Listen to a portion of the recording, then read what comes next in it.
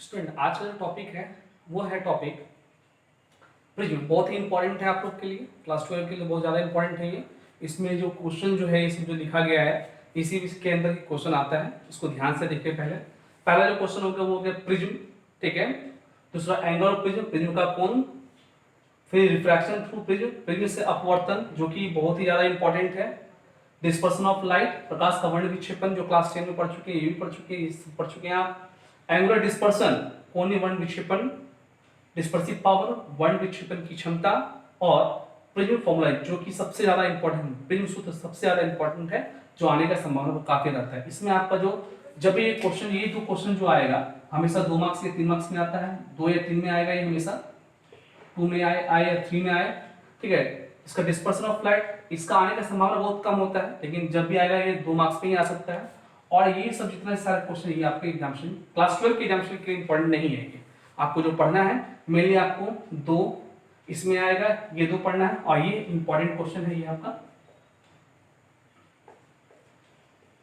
Important, ये आपको पढ़ना है, इंपॉर्टेंट है। इसको हम इसी 3 को हम डील करते हैं। बाकी सब तो आप जानते हैं प्रिज्म क्या है। प्रिज्म क्या है? प्रिज्म जो है वो 3 त्रिभुज से मिलकर बना होता है। जहां पर प्रिज्म आप देख सकते हैं, प्रिज्म का जो होता है डायग्राम आप ऐसा होता है, देखते हैं आप लोग। इसको और भी हम लोग ऐसे बना सकते हैं, प्रिज्म को हम लोग ऐसा प्रिज्म दिखता है आपको, ठीक है। हम लोग उसमें शॉर्ट में इसको ऐसे ऐसे बना देते हैं प्रिज्म को। इसमें प्रिज्म का क्या होता है देख सकते हैं, इसमें कितना साइड्स हो गया, इसमें यहाँ पर आप ए बी सी मानते हैं। ये जो एंगल कहलाता है आपको, इसको बोलते हैं एंगल ऑफ प्रिज्म के नाम से जानते हैं। इसको ए से रिप्रेजेंट, इसको पी क्यू आर कर दीजिए आप, पी क्यू आर। इसको जो एंगल ऑफ प्रिज्म को कहीं पर भी, ये एंगल प्रिज्म ये भी कहलाता है, ये एंगल प्रिज्म ये भी कहलाता है, एंगल प्रिज्म ये भी कहलाता है। जहां भी 2 साइड जहां भी आपस में मिलते हैं उसको एंगल प्रिज्म के नाम से जाना जाता है, ठीक है। अब है प्रिज्म से अपवर्तन। क्या होता है जब प्रिज्म से जब एक प्रकाश जाता है तो क्या होता है, उसमें किस प्रकार की घटनाएं होती हैं, उसका हम लोग इसमें स्टडी करते हैं। इसको हम डिटेल से इसको दिखाते हैं आपको, क्या होता है फिगर के रूप में दिखाते हैं आपको, इसमें क्या क्या चीज होता है इसको समझना आपको ठीक से। इसको समझने के बाद ही आपको ये सब समझ में अच्छा से आएगा, इसलिए इसको समझिए अच्छा से, ठीक है। अब इसको समझते हैं, refraction through a prism, prism से अपवर्तन को समझ रहे हैं हम लोग क्या इसमें। तो मानते एक प्रिज्म है जिससे बाहर से एक लाइट आ रहा है, जो आपका एओ, इसको आपतित किरण इंसिडेंट रे बोल रहे हैं, जो अंदर में सफर करता है, जा रही है अंदर में। उसके जाने के बाद वो एफ बी वहां से डिवीजन होने के बाद नीचे की ओर आती है। इसमें बहुत सारा चीज दिया हुआ है, उसको समझिए पहले। जैसे इसमें एन ओ है, जो एन ओ एक नॉर्मल लाइन है, जो जितना भी सारा इसमें चीज बनाई गया है इसमें नीचे लिखा हुआ है। एओ क्या लिख लीजिए आप, एओ जो हो गया आपका ए ई, जो आपका हो गया वो इंसिडेंट रे हो गया, ठीक है। एफ बी जो है यहाँ पर, एफ और बी जो है वो आपका इमरजेंट रे हो गया, इसको निर्गत किरण बोलते हैं, ठीक है। इसमें ए ई एन, इसको हम लोग आई से रिप्रेजेंट करते हैं। उसके बाद एन, इसको आई से रिप्रेजेंट करते हैं, इसको क्या बोलते हैं हम लोग, एंगल ऑफ इंसिडेंट बोलते हैं। हिंदी में आपतन कोण बोलते हैं इसको। B F N dash equals to E, B F और N dash equals to E, जिसको क्या बोलते हैं, निर्गत कोण कहते हैं। ओ एन और ओ एन डैश जो परपेंडिकुलर लाइन अविलंब है वो अब देख पा रहे हैं इसको, ठीक है। इसके बाद इसमें के ओ डैश बी, के ओ डैश और बी, ये जो आपका डेल है इसको हम एंगल डेविएशन के नाम से जानते हैं, ठीक है। ये जो कॉन्सेप्ट है इसको ठीक से ध्यान से रखें, क्योंकि जितना सारा भी चीज सब में एक ही फिगर बनेगा और सबको आपको बार बार रिप्रेजेंट करना पड़ेगा, इसलिए ध्यान से समझेंगे इसमें कि ए ओ क्या हो गया आपका, ए ई क्या हो गया आपका, इंसिडेंट रे हो गया। उसके बाद ये नॉर्मल लाइन, सब देख लीजिए, नॉर्मल लाइन और इंसिडेंट रे के बीच में बनता है जो आई बनता है, वहां पर एंगल और रिफ्रैक्शन बनता था, यहाँ पर आपका इमरजेंट बनेगा आपका, ये एंगल डेविएशन हो गया। जितना भी सारा चीज है आप इसमें देख सकते हैं, इसी का हम लोग यूज करके आगे बनाएंगे, ठीक है। टॉपिक देखिए बाबू आज क्या है, refraction through the prism, prism से अपवर्तन क्या होता है। ये फिगर आपको राइट बना लेना, ड्रॉ कर लेना है इसमें। इस फिगर में जो जो चीज आपका दिया हुआ है उसको आप मेंशन कर लीजिएगा। जैसे मान लिया जाए कि एक लाइट आ रही है जो प्रिज्म से अपवर्तन होने के बाद प्रिज्म में सफर कर रही है, उसके बाद अपवर्तन होने के बाद वो बाहर की ओर निकल जाती है, इसे हम लोग निर्गत किरण कहते हैं, ठीक है। उसमें क्या होता है, हम लोग इसमें 2 एंगल बनाते हैं हम लोग, एन, 2 आपका अभिलंब है एन ओ और ओ एन डैश, इसकी वजह से क्या होता है आई और एंगल ई हम लोग को मिलता है। इस लाइन को जब हम और आगे की ओर बढ़ा देते हैं और इस लाइन को पीछे कर बढ़ाते हैं तो ये हम लोग को मिलता है एंगल डेल मिलता है, जो विचलन का कोण कहलाता है। इसमें विचलन दो प्रकार का, दो जगह हो रहा है, यहाँ डेल वन, यहाँ डेल टू। यहाँ देखिए इसमें हम लोग लिख सकते हैं, यहाँ से ये जब आई बन रहा है ये हो गया आपका आपतित किरण, ये हो गया अभिलंब हो गया, इस कहने का ये हो गया इंसिडेंट रे, ये नॉर्मल है, इसके बीच का एंगल आई बनेगा। अब जब यहाँ से लाइट निकल रहा है इसका अर्थ हो क्या, वहां से पार हो गया, रिफ्लेक्शन होने के बाद पार हो रहा है, तो नॉर्मल लाइन ही वाला है, जो फर्स्ट हो रहा है क्या वो R1 बन रहा है, उसी तरह इसके साथ R2 बन रहा है। ठीक है, इसका फर्स्ट जो डेविएशन हो, कितना डेविएशन, कितना डाइवर्ट हुआ ये, तो डेल वन हो गया, दूसरा क्या हो गया डेल टू। इसी एक्सप्रेशन को आप, इसी स्टेटमेंट को आप लिख लेंगे। उसके बाद फिर आप आगे लिखिएगा, क्या लिखिएगा, आई इक्वल्स टू, यहाँ पे क्या लिख रही है, आई इक्वल्स टू क्या है, आई इक्वल्स टू हो रहा है R1 plus del one, R1 plus del one. हम लोग डेल वन का वैल्यू निकालते हैं, del equals to I minus R1 equals to आपका इक्वेशन नंबर 1। दूसरा इक्वेशन कैसे निकालेंगे, ठीक उसी प्रकार निकालेंगे। ए इक्वल्स टू क्या निकलेगा, यहाँ देख सकते हैं आप R2 डेल टू या डेल टू प्लस R2 लिख दिया, यहाँ पर हम लोग डेल टू का वैल्यूशन निकालते। अब टोटल डिवीजन कितना डिवाइड हुआ, तो del equals to del one plus del two, कितना विचलित हुआ, तो आपको del equals to del one plus del two. अब दोनों के मान को रख दीजिए, आप देखेंगे del equals to I plus E minus R1 plus R2 आया। यहाँ तक इक्वेशन आपको समझना, यहाँ एक स्टेप हो गया आपका खत्म हो गया। अब इसमें लेते हैं इक्वेटर, क्या है इसमें आपका चतुर्भुज में P E O F और P में लेते हैं। इसमें क्या होगा, जितना सारा भी एंगल होगा आपका, ये और ये मिला करके 360 डिग्री होगा यहाँ। अब इसमें सबका देखिए, ये जो एंगल आपका ऑप्टेन हो रहा है, ये जो एंगल यहाँ ऑप्टेन होगा वो 90 डिग्री होगा ऑप्टेन। ठीक है, याद रखेंगे इसको। तो यहाँ पर एंगल आपका क्या है, PEO और OFP इक्वल्स टू 90 डिग्री और FPE इक्वल्स टू A, जो आपका प्रिज्म का कोण है, यहाँ आप देख सकते हैं इसको। यहाँ तक क्लियर हो गया सभी का। हम सब रिलेशन को पुट कर देते हैं। देखिए इसके जगह लिख दिए A, इसके जगह 90 डिग्री, ये जैसा का वैसा लिख दिए, इसका 90 डिग्री तो 360। जब सॉल्व कीजिएगा तो आपका आएगा answer A plus del A plus angle EOF equals to आपका 180 डिग्री। अब हम एक लिखते हैं, ट्राइंगल लेते हैं, किसमें, ट्राइंगल लेते हैं आपका EOF में, EOF में। तो इसमें देख सकते हैं आपको ये तीन कोण को मिला के हमारा 180 डिग्री होगा। हम तीनों कोण क्या होगा, R1 होगा, एक O वाला कोण मींस EOF होगा, उसके बाद आपका OF और E होगा, R1 प्लस दिस वन और प्लस दिस वन, उसको 180 डिग्री। इसमें 180 डिग्री था, इसमें 180 डिग्री था, दोनों को हम लोग कंपेयर कर दिए। जब कंपेयर करने के बाद हम लोग क्या ऑप्शन हो रहा है, देखिए दोनों कंपेयर करते हैं तो इसमें ये दोनों कैंसिल हो गया, ऑप्शन क्या हो रहा है, A equals to R1 plus R2। ठीक है, याद रख लो सभी का, A equals to R1 plus R2। अब जो ये जो आपका A का जो वैल्यूएशन आया है, अब ये किसका वैल्यूएशन है, R1 प्लस R2 का वैल्यूएशन कितना हो गया आपका, A हो गया। अब इक्वेशन नंबर 3 में इसका वैल्यूएशन को पुट कर देना, वही लिखा गया इसमें।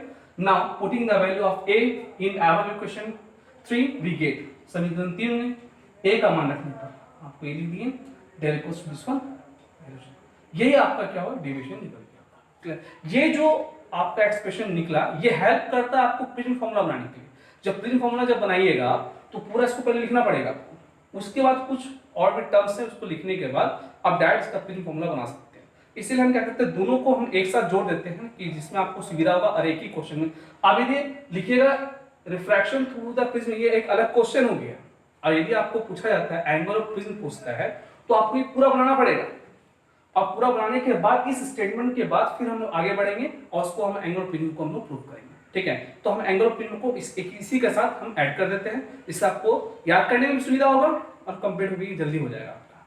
ठीक है, हम लोग वहां पर रिफ्रैक्शन देख लिए थे, इसमें क्या है, अब इसी से हम लोग आगे की ओर बढ़ते हैं। हम लोग को लास्ट जो एक्सप्रेशन ऑप्टेड हुआ था वो del equals to I plus E minus A हुआ था। हम लोग ए को इस साइड करते हैं तो हमारा ये एक्सप्रेशन आएगा। इसको फिर से हम इक्वेशन 1 मान लिए। आपको यदि फिर से कैरी ऑन करना है तो जहां पर खत्म किए थे यहाँ 6 के बाद 7 से कैरी ऑन कीजिएगा इसको। हम इक्वेशन 1 मान लिया, आप लोग को जो यहाँ पर मानना है 6 7 8 करके आप जब बनाइएगा, प्रिज्म फार्मूला बनाइएगा तो 6 7 8 लीजिएगा। यदि आप अलग से सॉल्व करते हैं, सिर्फ उसी को सॉल्व करते हैं, तो आप फिर से इसको बनाइएगा तो 1 से लीजिएगा। आप R1 plus R2 equals to A, equation number 2 आपका आ गया। हम लोग कंसिडर कर लेते हैं कि del equals to del M है, एम यहाँ मीडियम को शो कर रहा है, मान लेते हैं इक्वल्स टू माइनस आई है, एंड R1 R2 जिसको हम मान लेते हैं R के और मान लेते हैं। तो हम लोग इक्वेशन 1 से क्या देखते हैं, डेल प्लस ए प्लस आई प्लस ई लिखा हुआ है। हम लोग डेल को चेंज किए डेल एम के साथ, ए को जैसा का वैसा रहने दिए, आई को हम लोग चेंज किया आई जैसा है, ई को हम लोग आई में चेंज कर रहे हैं। ये क्या हो गया आपको 2i हो गया, del M plus A equals to 2i, हम लोग आई का वैल्यू निकालते हैं। तो del M plus A by 2 equals to I, तो I equals to what del M plus A by 2। याद रखिए। अब इक्वेशन 2 से लेते हैं हम लोग R1 plus R2 equals to A, R1 का वैल्यूशन और R2 का वैल्यूशन क्या हुआ, मान लीजिए पहले यहाँ पर क्या दोनों R है, R plus R equals to A, 2R equals to A, R equals to A by 2। अब इस इक्वेशन को हम लोग स्नेल लॉ से पढ़े क्या, म्यू इक्वल्स टू या n इक्वल्स टू क्या sin i by sin r, n equals to i का वैल्यूशन को पुट अप करेंगे यहाँ पर del m plus a by 2 और r का वैल्यूशन को पुट करेंगे आपका a बाई 2। तो लिख सकते हैं ऐसे, ओके। अब डेल इक्वल्स टू आपका n इक्वल्स टू क्या मिल गया आपको, n इक्वल्स टू आपको मिल गया sin del m plus a by 2 और sin a बाई 2। इसी एक्सप्रेशन को हम लोग बोलते हैं, इसी एक्सप्रेशन को जो आपका इक्वेशन इसको बोलते हैं प्रिज्म फॉर्मूला के नाम से, ठीक है। इसको ध्यान से कीजिए, कोई भी कंफ्यूजन होगा आप हमको कॉल करके बताएं या जैसे आपको। अभी टॉपिक है वो है डिस्पर्सन ऑफ लाइट, प्रकाश का वर्ण विक्षेपण। एक प्रिज्म में से जब प्रकाश जाता है, श्वेत प्रकाश जाता है, उसके अंदर से गुजरता हुआ जाकर के वो 7 रंगों में विभक्त हो जाता है। इस पूरी घटना को ही हम लोग क्या करते हैं, प्रकाश का वर्ण विक्षेपण कहते हैं। क्लास 10 में पढ़ चुके हैं, ठीक है। इंपॉर्टेंट खास नहीं, फिर भी है, आ भी सकता है ये, इसीलिए परसेंटेज कम है आने का, लेकिन आप उसको कर सकते हैं। हिंदी वर्षन लिखेंगे, जब श्वेत प्रकाश की किरणें किसी प्रिज्म पर पड़ती है तो वह पहले सतह से अपवर्तन होने के बाद प्रिज्म में से गुजरती हुई प्रिज्म के दूसरे सतह से अपवर्तन होने के बाद श्वेत प्रकाश 7 रंग में विभक्त हो जाती है या बढ़ जाती है, एवं जिस प्रदीप पे ये प्राप्त किया जाता है उसे वर्ण पट्टी कहते हैं। और एवं इस पूरी घटना को प्रकाश का वर्ण विक्षेपण, इसको सही सिस्टमेटिक ढंग से इसको लिख लीजिएगा, ठीक है। मार्क्स नहीं होगा कम, अच्छा से लिखिएगा इसको, ठीक है। बहुत शॉर्ट में लिखा है, बहुत अच्छा लैंग्वेज में लिखा है कि जो आपको समझ में आए, ठीक है। इंग्लिश वर्जन इसमें लिखेंगे व्हेन व्हाइट लाइट ऑफ और rain fall on the prism and after refraction लिख सकते हैं after refraction from first surface of the prism, ऐसा लिख सकते हैं आप, suffer through the prism again refraction through the second surface of the prism, white light split into 7 colour, 7 रंगों में व्यक्त हो जाती है, which is obtain on a screen, जो एक स्क्रीन पर प्राप्त किया जाता है, जिस स्क्रीन को हम लोग स्पेक्ट्रम कहते हैं। इस पूरी घटना को प्रकाश का हम लोग वर्ण विक्षेपण, जिसको डिस्पर्सन ऑफ लाइट के नाम से जाना है। इतना अच्छा समझ लीजिए, 2 बार 3 बार जिसमें रिपीट करके बार-बार वीडियो देख लीजिए, क्या बोल रहे हैं, नहीं समझ में आ रहा है कमेंट कीजिए कि हाँ सर ऐसा प्रॉब्लम हो रहा है, दिक्कत हो रहा है, कमेंट देखेंगे हम फिर इसको पर्सनली फ़ोन करके उसको आप नंबर डाल लीजिएगा अपना, पर्सनली फ़ोन करके हम आपको समझा देंगे, ठीक है। अब नेक्स्ट जो टॉपिक है वो देखिए एंगुलर डिस्पर्सन, ठीक है। मीन्स हो गया आपको कोणीय वर्ण विक्षेपण को देखना है। जैसे बनाए थे इसमें एक रे ऑफ लाइट जा रहा है, मानते हैं आपका ये PE एक आपतित किरण है, इंसिडेंट रे है, जो बाहर निकलने के बाद 7 रंगों में व्यक्त हो जा रहा था। उसमें से हम कुछ कलर इससे ले लिए, R, रेड, येलो और वाइट ले लिया आपका। इसमें हम जानते हैं क्या चीज, जब हम आगे की ओर बढ़ाते हैं लाइन को और पीछे की ओर जब इसको लाइन को करते हैं तो जहां पर एंगल बनता है उसको हम बोलते हैं डेविएशन बोलते हैं, ठीक है, कितना वो डाइवर्ट हो रहा है वो। तो इसमें देखते हैं कि यदि दो कोई भी कलर, एनी कलर जो आप जो भी लेना है आपको ले लीजिए, इसमें कलर के 2 कलर के बीच का जो डिफरेंस होता है उसी को हम लोग क्या कहते हैं, कोणीय वर्ण विक्षेपण कहते हैं, या हम उसको बोल सकते हैं एंगुलर डिस्पर्सन बोलते हैं। देख लीजिए इसमें 2 रंगों की निर्गत किरणों के बीच, कोई भी निर्गत किरण नहीं होगी जो यहाँ से निकल रहा है, सब निर्गत किरण है। आपका पहले 7 निकला था, उसमें से हम 3 को सिलेक्ट कर लिए अपने मन से, आप कोई भी ले सकते हैं उसमें, ठीक है। 2 रंगों की निर्गत किरणों के बीच का कोण उन रंगों के लिए वर्ण विक्षेपण कहलाता है, जिसे हम थीटा से सूचित किया जाता है, ठीक है। थीटा इक्वल टू क्या हो गया, del V minus del R। और डेल V कैसे हुआ, आप लोग पहले इसमें देख चुके थे क्या, कि यदि हम लोग इस प्रिज्म को बनाते हैं और ये लाइट इस तरफ की ओर जाता है, ये अंदर की ओर और ये लाइट इधर की ओर गया, ठीक है, जो निर्गत होकर, यदि इसको हम आगे की ओर बढ़ाते हैं इस तरह करके ये जहां पर जाके मिलता है यही तो हम लोग को विचलन कहलाता है, इसी को तो हम लोग बोलते हैं। ठीक है, विचलन कौन है ये? तो ये जो मान लीजिए हम एक कलर के दिखाए, तो मान लीजिए कि इसमें और 2-3 कलर हो सकता था, तो हर एक कलर का फिर आइडेंटिफाई कैसे करेंगे? इसलिए उसका नाम से करते क्या, इससे पहले क्या रेड है, तो रेड के लिए हम बता दिए कि डेल आर लिखते हैं। फिर ये क्या है, व्हाइट को मीन्स येलो को मीन कलर लिखा जाता है, माना जाता है इसको, इसीलिए हम उसको डेल से रिप्रेजेंट किए आपको। अभी वायलेट हो गया, हम एंगल दिखा दिए। इसमें डिफरेंस क्या हो गया आपको, del equals to theta equals to del V minus del R. ठीक है, अब इन इस वर्जन में the angular dispersion of any two colour, कोई भी दो colour may be defined as the difference in, क्या डिफरेंस है, deviation suffered by the two colour, deviation हो रहा कोई भी सफर जो किया है, कोई भी दो कलर ले लीजिए, उसमें जो भी सफर करेगा उसके बीच के एंगल को ही हम लोग रिप्रेजेंट करते क्या, एंगुलर डिस्पर्सन करते हैं। इसको लिख सकते हैं theta equal to del V minus del R. यहाँ तक क्लियर कर लीजिए, उसको कॉपी में नोट डाउन कर लीजिए, अच्छा समझ लीजिए इसको। स्टूडेंट नेक्स्ट जो टॉपिक है आपका वो है डिस्पर्सिव पावर, वर्ण विक्षेपण क्षमता। हम तो प्रिज्म में देख लिए बहुत सारे एंगल के बारे में देख लिए। ये जो आपका यहाँ पर जो वाइट कलर जो मीन्स येलो कलर जो हो गया, जो आपका मीन लाइट हो गया, जिसको हम माध्य रंग के नाम से भी जानते हैं या माध्य किरण के नाम से भी जानते हैं इसको। ठीक है, तो इसको समझ लीजिए अच्छा से, बहुत ही इंपॉर्टेंट क्वेश्चन है ये, शॉर्ट क्वेश्चन में आता है। ठीक है, क्या होगा, कोणीय वर्ण विक्षेपण जो आप पढ़े हैं पहले, कोणीय वर्ण विक्षेपण जिसको हम थीटा से रिप्रेजेंट करते हैं, जो theta equals to del V minus del R होता है, एवं माध्य किरण इसका बीच में क्या है, येलो कलर का है, जिसका एंगल कितना आपका डेल है, के विक्षेपण कोण डेल के अनुपात को वर्ण विक्षेपण क्षमता कहते हैं। इसे ओमेगा से सूचित किया जाता है। ठीक है, इसे ओमेगा से सूचित किया जाता है। तो ओमेगा इक्वल्स टू क्या लिख सकते हैं हम, थीटा बाय डेल, और थीटा का वैल्यू क्या है, del V minus del R by theta. अब इंग्लिश वर्जन देख लेंगे इसको। It is defined as the ratio of angular dispersion theta to the mean deviation. Mean deviation means हो गया व्हाट, ये वाला हो गया मीन डेविएशन। मीन डेविएशन का एंगल कितना बन रहा है आपका, देखिए वो आपका डेल है, या डेल से रिप्रेजेंट करते हैं। It is known as the dispersive power, it is denoted by omega, omega equals to theta by del, this one आपका ये निकलेगा। तो हम लिख सकते हैं ना इसको, omega equals to del V minus del R by del.